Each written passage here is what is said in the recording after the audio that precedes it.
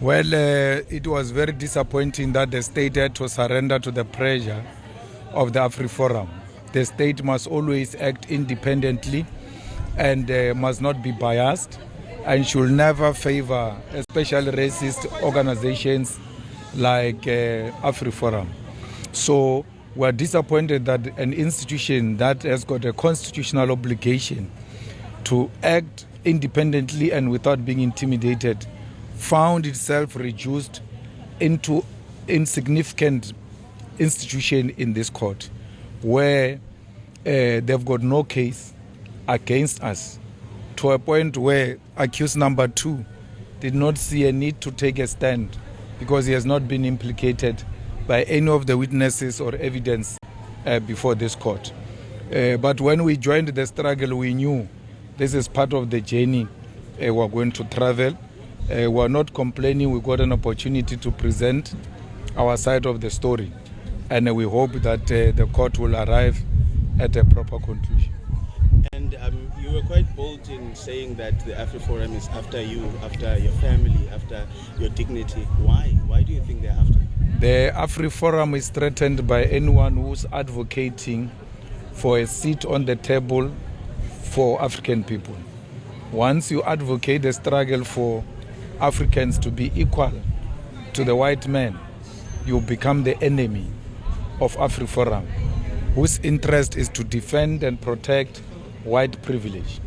And that's why at every turn, when they get an opportunity to discredit the leadership of the EFF, they do so even when they've got no evidence. So the court should have known them for who they are and refused to prosecute, and they've got a right to privately prosecute us, which then becomes a cost on both sides. We have had to waste a lot of money coming here for the lawyers. What if I had sold my house to get the best lawyers to represent me? My children will be on the streets on matters that, when properly canvassed before the court, a prosecutor should have said, I'm not going to prosecute on this matter. We brought Larry Mabunda, not now, during 174. The prosecutor said in his argument against 174 that had he known the facts he knows now about Larry Mabunda, he would have charged him. That was the end of the case. He did not charge him. It's too late to charge him.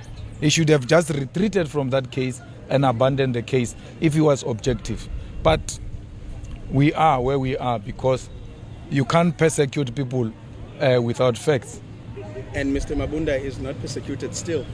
Do you think? No, he's not prosecuted. Do you think this is the ways for the state to protect itself? Well, had they prosecuted Mabunda, there are a lot of questions they were asking us which Mabunda would have answered as to why the cartridge was found there, whether the firearm really arrived here or not. Because one of the things I remember about Mabunda is that it looks like we traveled in the same plane on that day, SAA, and it doesn't allow rifles SAA inside it. So there are a lot of, and for sure when they looked at those facts, they realized they were not going to pass the test with Mabunda. So then you charge Adrian because you assumed Adrian is the owner of the company. The facts, when get presented now, they actually expose that he was not owning the company at the time. There was a person responsible for such licensing of those firearms. In an extremely embarrassing manner, you see the prosecutor trying to place Adrian, the white man, into the scene of crime, and he dismally fails. Because off camera, as we enter into the camera, it's me and Larry Mabunda following me.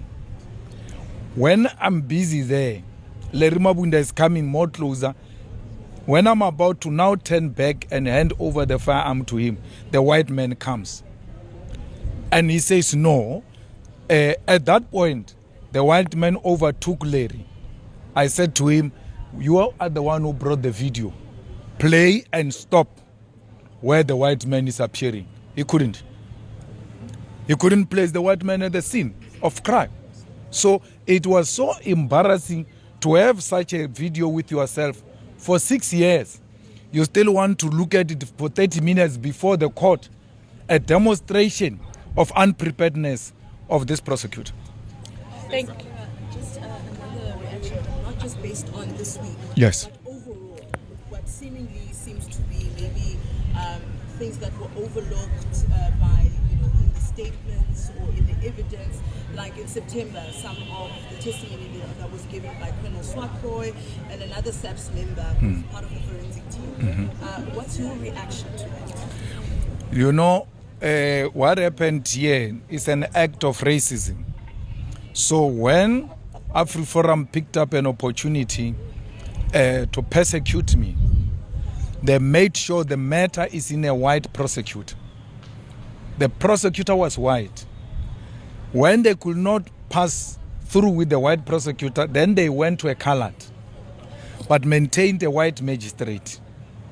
Because if you get any minorities on his case, there is no way they are going to leave him alone. They will pursue him. And that's what transpired. The investigating officer Swarboy, colored, Governor, Indian. There were so many minorities on my case with a hope that these minorities will pin him down, inspired purely by hatred and racism. That's why I said to the magistrate, they thought if they get a white judge, because they were judge hopping, they will find a racist judge who will not have mercy for this guy. So the whole thing just failed. Why would an honest prosecutor not tell the magistrate that there were 5 police officers who were looking after this guy on that day? 5 of them. They go and collect statements from them, keep them secret, and not bring them to the attention of the magistrate. When in cross-examination, defense brings them to the attention of the magistrate and 174 application, the magistrate said, no, this issue of SAPS being there, I don't have much to say about it except that maybe the state at some point will have something to say. She got shocked by cross-examination that SAPS was there. They bring SAPS statements today. I don't know why they did that. They bring SAPS statement. They don't bring SAPS officers.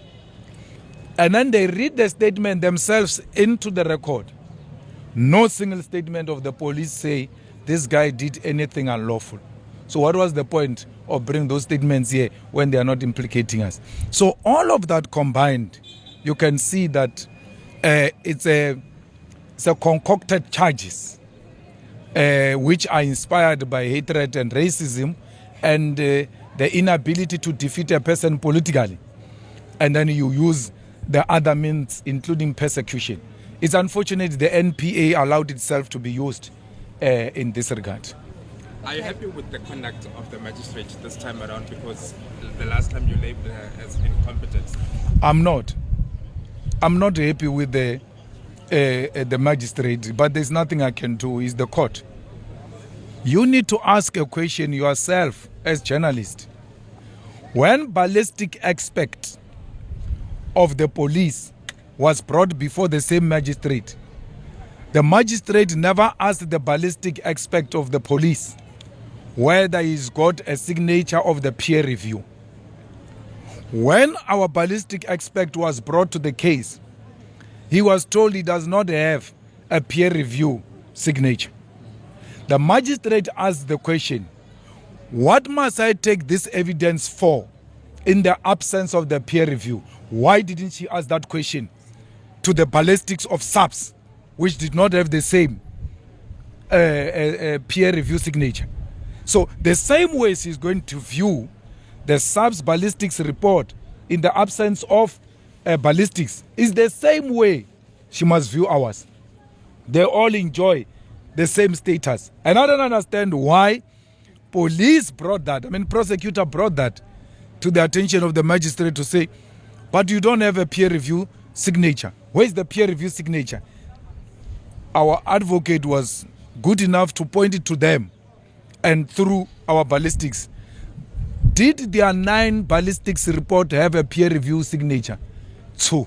No answer. They don't have signatures. This is the same magistrate. In a clever way, I told her today, I said the same court never asked the state ballistics whether they've got peer review, but you can ask ours as whether he's got a a peer review. And today I'm happy they call him an expert. Yesterday, had this not been exposed that they don't have a peer review signature, yesterday they wanted to disregard him and treat him as an entity who's not qualified expert because he does not have a peer review. Same magistrate.